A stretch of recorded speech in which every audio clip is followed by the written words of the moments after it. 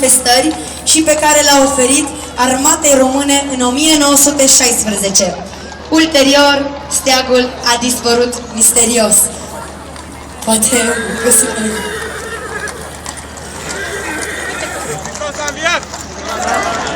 părăsesc Piața Sfatului Junii Ardiol. Ei se îndreaptă către pietrele lui Solomon.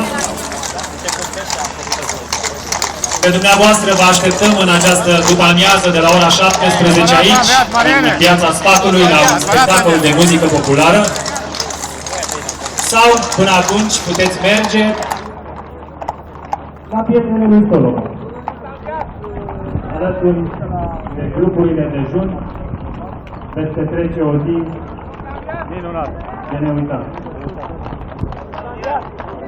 mulțumim grupurilor dejuni care au trecut pe aici, în Piața Sfatului, și ne-au încântat privirile.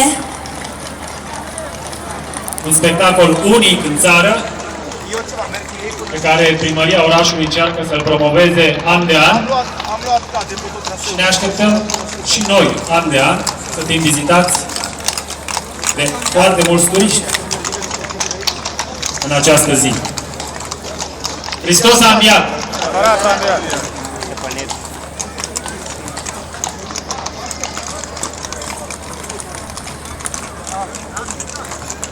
Deși la 1948 grupurile dejuni au fost desfințate prin decret, junii nu au respectat acest act.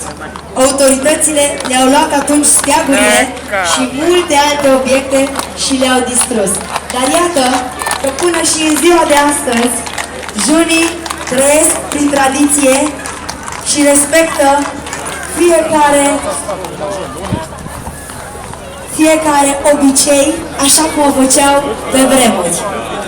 Mulțumim că ați fost prezenți în număr așa de mare astăzi, să vedeți această paradă deosebită.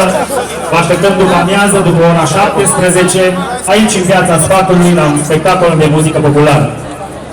Mulțumim! Filmează și pe mine? Ține așa, se filmează. Hai că și eu scât. Ia gri!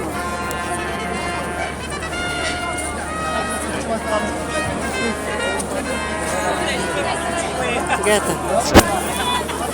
Am văzut și pe el. Triste?